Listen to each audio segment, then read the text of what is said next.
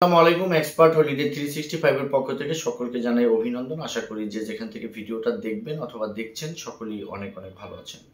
আলোচনার মূল বিষয়টা হচ্ছে যে ক্রোয়েশিয়ার ট্যুরিস্ট ভিসা বর্তমান সময়টাতে খুব সহজে সাবমিটেই হচ্ছে প্রচুর পরিমাণ ভিসা ও রেশিওটা অবাক করার মতো।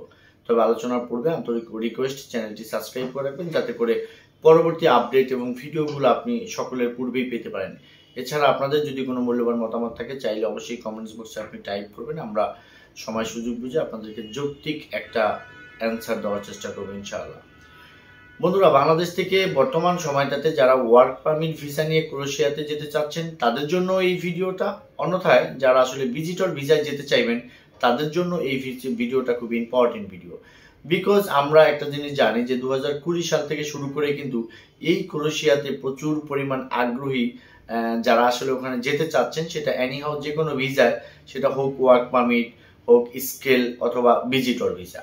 কারণ আমরা এতদিন যে জিনিসটা জেনে আসছি সেটা হচ্ছে যে বাংলাদেশে ক্রোয়েশিয়ান কোনো এম্বাসি ছিল না, জমা দেওয়ার মতো কোনো সার্ভিস সেন্টার ছিল না। সঙ্গত কারণে কিন্তু আমাদেরকে ইন্ডিয়ার EED ভিসা করাতে হতো, তারপরে ক্রোয়েশিয়ান এম্বাসির অ্যাপয়েন্টমেন্ট নিতে হতো, তারপরে কিন্তু ফাইলটা সাবমিট করলে তারপরে কিন্তু ভিসার বিষয়টা একদম সম্মুখে আসতো। তো সঙ্গত কারণেই আমরা আসলে ক্রোয়েশিয়ানের যে আগ্রহের জায়গাটা আমাদের মাঝে বিদ্যমান, সেটা হচ্ছে যে আমরা জানি যে ক্রোয়েশিয়ার ঠিক পরের দেশটা কিন্তু ইতালি।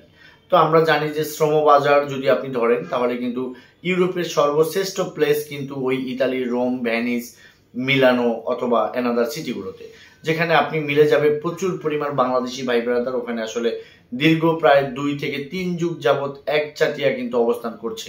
তো সঙ্গত কারণেই সকলেই চাইবে যে ক্রোয়েশিয়াতে যদি কোনো ক্রমে মুভ করা যায়, সেক্ষেত্রে কিন্তু যেহেতু সেনজিন ভিসা দিয়ে আপনি সবগুলো কান্ট্রি ভিজিট করবেন, তো অনেকের মনের মাঝে যে একটা স্বপ্ন যে ইতালিতে সেটেল হবেন, এদের জন্য কিন্তু আসলে এই ক্রোয়েশিয়াকে বেছে নেওয়া বা ক্রোয়েশিয়াতে একটা যে কোনো ভিসায় যাওয়াটা খুবই একটা প্রয়োজনীয় অধ্যায় বলে আমি মনে করি। এবং যারা আসলে আমার কাছে ফোনে কথা বলেন বা আপনাদের ইমপ্রেশনগুলো আমি জানার চেষ্টা করি, সেক্ষেত্রে কিন্তু এই সত্যতাই বারবার বহিঃপ্রকাশ ঘটছে। তো যাই হোক বন্ধুরা, আমাদের যেই মূল টপিক নিয়ে আমরা কাজ করি সেটা হচ্ছে যে ক্রোয়েশিয়াতে একটা মানুষ যদি ওয়ার্ক পারমিটে যেতে চায়, সেক্ষেত্রে খরচ বিবরণী বর্তমান সময়টাতে মিনিমাম 14 থেকে 15 লক্ষ টাকা আপনার একটা অ্যামাউন্ট চলে যাবে। তারপরেও সেটা হবে কিনা এটা কিন্তু আসলে অনিশ্চিত একটা যাত্রা আপনার জন্য হতে পারে। অনেকের জন্য আবার ব্যাটে বলে মিলে গেলে সেটা অনেক সময় মঙ্গলজনক হতে পারে। তো আমার কথা হলো যে আপনি 14 থেকে 15 লক্ষ টাকা খরচ করে ক্রোয়েশিয়াতে যেতে চাচ্ছেন, তো আমি আপনাদেরকে যেভাবে বোঝানোর চেষ্টা করি সেটা হচ্ছে যে ওই টাকাটা আপনি যদি আপনার ব্যাংক ব্যালেন্স যদি আপনি রাখেন, তাহলে আমার কাছে মনে হয় যে ভিজিটর ভিসা অল্প কিছু টাকার বিনিময়ে আপনি যদি ক্রোয়েশিয়ান ভিসা পান, সেক্ষেত্রে আমার কথা হলো যে ট্রাই করতে এখানে দোষের কিছু নেই। আপনি ট্রাই করেন, যদি একান্তই আপনার ভিসা না হয় দেন আপনি কিন্তু সেকেন্ড স্টেপ ওয়ার্ক পারমিটের একটা অপশন তো রয়েই গেছে।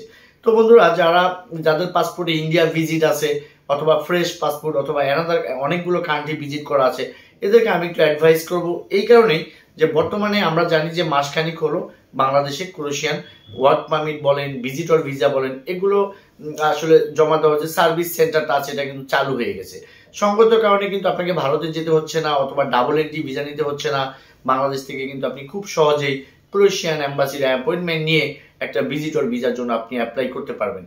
যেহেতু কোনো দেশ যদি কখনো কোনো দেশে নতুনভাবে সার্ভিস পয়েন্ট শুরু করে, সেখানে কিন্তু ভিসা দেওয়ার ওরা ট্রাই করে ওদের বিজনেসটা জমানোর জন্য।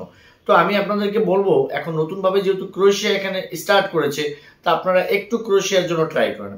আশা করি আপনার এই সময়, আপনার এই অর্থ খুব সুন্দরভাবে কাজে লেগে যেতে পারে এবং কি আপনি 14-15 লক্ষ টাকা দিয়ে ক্রোয়েশিয়াতে না গিয়ে আপনি মাত্র প্লেন ফেয়ার দিয়ে অর্থাৎ 2-1 লাখ টাকার মাঝে কিন্তু আপনি যেতে পারবেন আপনার কাঙ্ক্ষিত জায়গা, সেই জাগ্রেব, ক্রোয়েশিয়ার রাজধানী। তো যাই হোক বন্ধুরা, ক্রোয়েশিয়া নিয়ে আমরা কাজ স্টার্ট করেছি।